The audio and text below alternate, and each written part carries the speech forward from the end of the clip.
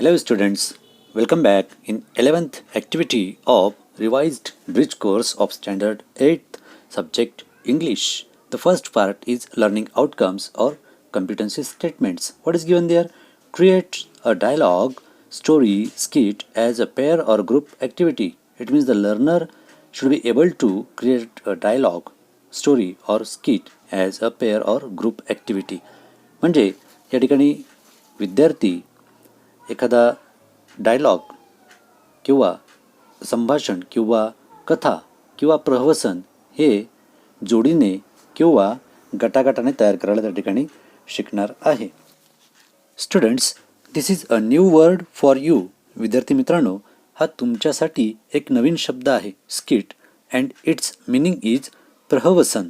आता प्रहवसन हा शब्दसुद्धा सांगून तुम्हाला लक्षात येणार नाही, तर त्याचा अर्थ आहे मूक नाटक, मूक नाटिका म्हणजे फक्त हावभावाने किंवा कृतीने केली जाणारी नाटिका, विनोदी नाटिका किंवा लघुविनोद नाटिका किंवा लघुविनोद नाटक किंवा कॉमिक नाटिका असं पण तुम्ही त्याला म्हणू शकतात. हा अर्थ पहिल्यांदा लक्षात घ्या. Instruction for teachers and parents, we will skip them. आपण ते टाळून देणार आहोत नेहमीप्रमाणे. Then the next part is instruction for students. विद्यार्थ्यांसाठीच्या सूचना या महत्त्वाच्या आहेत. काय आहेत त्या? First, listen the story attentively. म्हणजेच जी कथा शिक्षक तुम्हाला सांगणार आहेत किंवा दाखवणार आहेत किंवा जो व्हिडिओ प्ले करणार आहेत तो तुम्ही काळजीपूर्वक बघा, ऐका. Second, understand the given situation clearly and discuss about it in the group. Make some notes. आता या ठिकाणी जी काही सिच्युएशन, जी परिस्थिती तुम्हाला दिली जाणार आहे ती परिस्थिती तुम्ही अगदी व्यवस्थित समजून घ्या, त्याच्यावर चर्चा करा आणि ग्रुपमध्ये चर्चा करून मग त्याच्या बाबतीत नोट्स पण त्या ठिकाणी तुम्ही काढायच्या आहेत. And third is try to write or present a skit or dialogue as a group activity. गटकार्य म्हणून एखादं प्रहवसन किंवा एखादा संवाद किंवा संभाषण त्या ठिकाणी लिहायचं आहे किंवा ते सादर करायचं आहे. So this were the instructions for you. या तुमच्यासाठीच्या सूचना होत्या. Now actual learning activity is our next part and what is given there? First, play the video or read the story. आता या ठिकाणी तुम्ही एखादा व्हिडिओ प्ले करायचा आहे किंवा व्हिडिओ बघायचा आहे प्ले केलेला किंवा स्टोरी वाचायची आहे. For example, story of the lion and the mouse. Fortunately in the previous video also we have learnt this story and I would like to play it again. मागच्या कृतीमध्ये आपण ही कथा बघितली आहे आणि ती पुन्हा एकदा या ठिकाणी मला तुम्हाला त्या ठिकाणी व्हिडिओ प्ले करायला आवडेल. So look at the story and understand it. Once upon a time there lived a lion who ruled the forest. One day, after eating his meal, the lion fell asleep under a tree.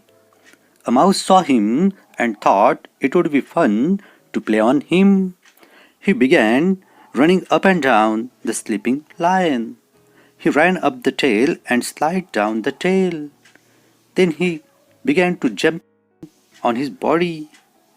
After some time, the lion angrily woke up and gave a loud roar.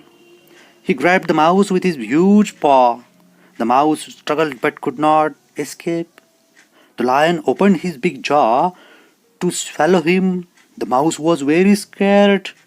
He said, "Oh king, I am very scared. Please don't eat me. Forgive me this time. Please let me go.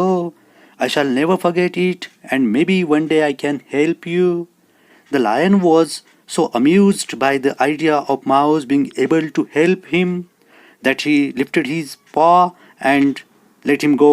"Thank you, king. I'll never forget your kindness. You are lucky, my friend, that I just eaten. Now go, but don't mess with me again, or I'll make a meal of you." Then the mouse ran away. After a few days later, the lion was roaming the jungle. Hunters set a trap to catch the lion. They The hunters hid behind the trees and waiting for the lion to approach the trap. As he did, the hunters fastened the ropes and caught him in the net. The lion started to roar loudly, tried to escape, but hunters fastened the net.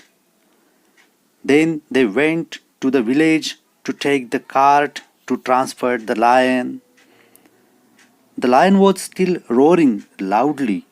All the animals, including the mouse, hear that. The king is in trouble. I must return the favor, said the mouse, and he ran to the lion. He reached there and said, Don't worry, my king, I'll set you free.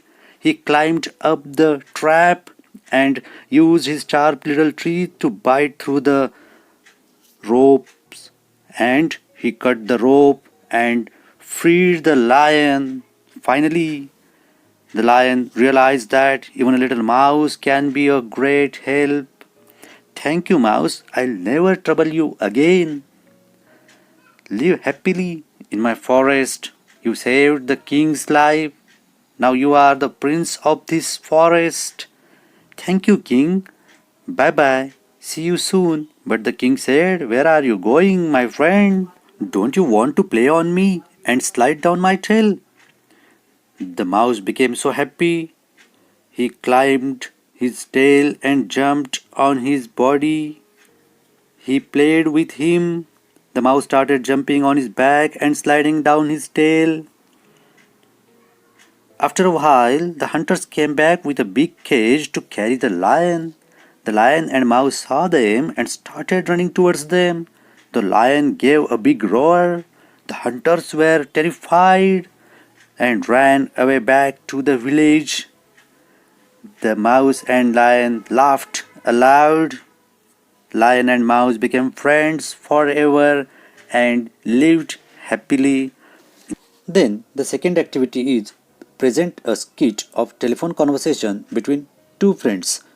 दोन मित्रांमधील किंवा मैत्रिणींमधील फोनवरील संभाषणाचं प्रहवसन त्या ठिकाणी सादर करायचं आहे. Let's see what is it.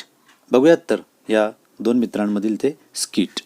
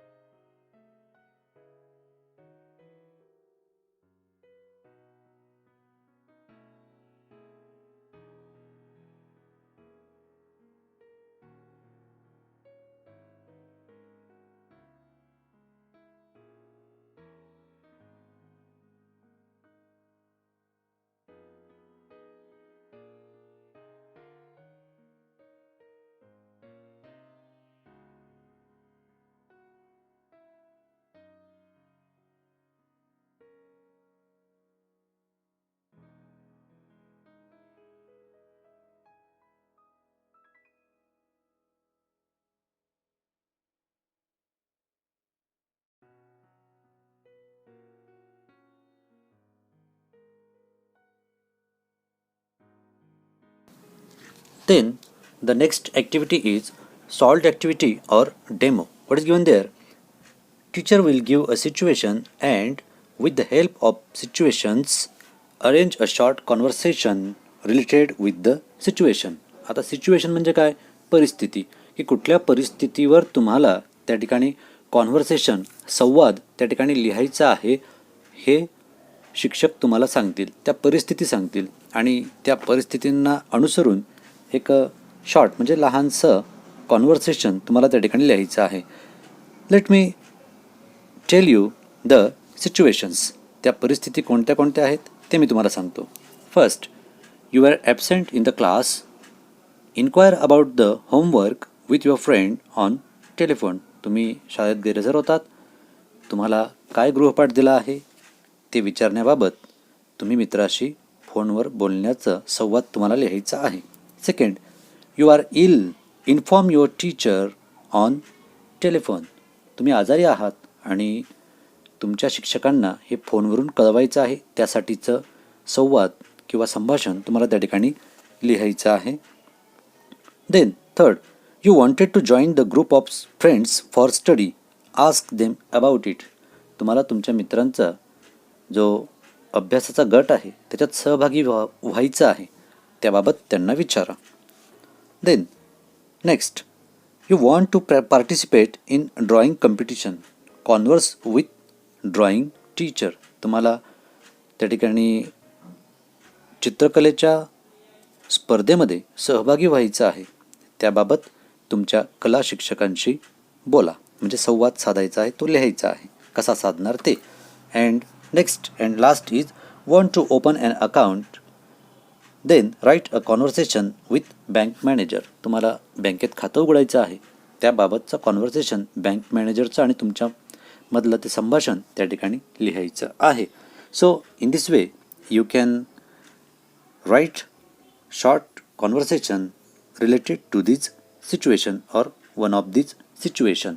आता या ठिकाणी ज्या परिस्थिती दिलेल्या आहेत त्याच्यापैकी एक परिस्थिती निवडून तुम्ही संभाषण तयार करायचं आहे. Then next part is practice. Teacher will give various situations, provide stories and ask students to make some dialogues, conversations, skits according to that and present as a group activity. Teacher will arrange a competition of presenting the skit, conversation, etc. Now, this activity is related to the solved activity. वरच्या ॲक्टिव्हिटीशीच ही संबंधित आहे. आपण आधीच त्या ठिकाणी तुम्हाला situations दिलेल्या आहेत. मग आता इथं काय करायचं आहे तर शिक्षक तुम्हाला वेगळ्या वेगळ्या सिच्युएशन्स प्रोव्हाइड करतील, त्यासोबत व्हिडिओज वगैरे दाखवतील किंवा स्टोरीज वाचायला सांगतील आणि मग तुम्हाला त्याच्यावरून काही डायलॉग्स म्हणजे संवाद किंवा संभाषण, कॉन्व्हर्सेशन, त्याच्यानंतर स्किट्स, प्रवसन हे त्या दिलेल्या विषयानुसार तुम्हाला लिहायचे आहेत आणि गट कार्य म्हणून तुम्हाला ते सादर पण करायचे आहेत. त्याचसोबत शिक्षक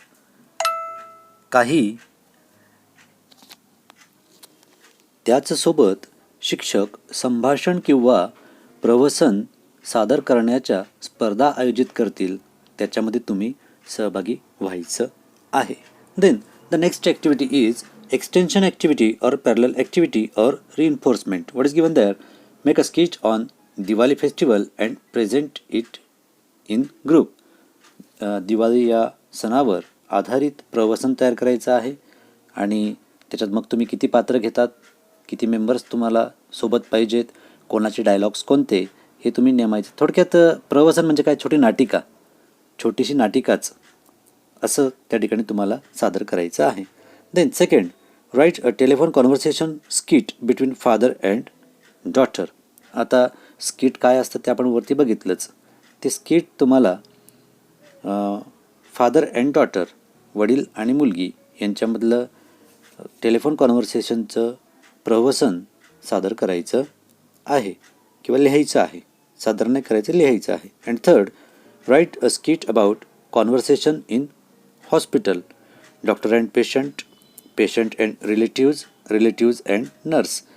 मग आता दवाखान्यातलं, डॉक्टरमधलं आणि रुग्णामधलं प्रवसन तुम्हाला लिहायचं आहे किंवा रुग्ण आणि नातेवाईक यांच्यातलं प्रवसन किंवा नातेवाईक आणि नर्स यांच्यातलं प्रवसन तुम्हाला लिहायचं आहे. Then comes the next part, that is evaluation.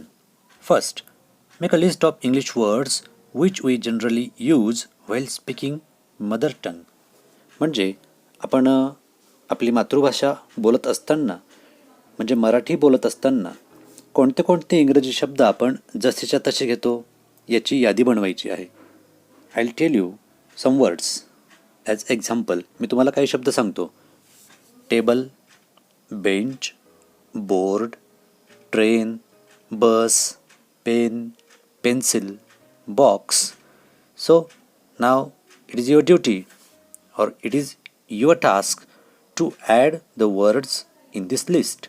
तुम्ही या लिस्टमध्ये अजून शब्द वाढवा आणि ती लिस्ट बनवा, ती यादी बनवा. Then second, make a list of words use while म्हणजे आता पुढील बाबतीत किंवा पुढील गोष्टींसाठी तुम्ही कोणते कोणते शब्द वापरतात त्यांची यादी करायची आहे. First, enquiring about anything.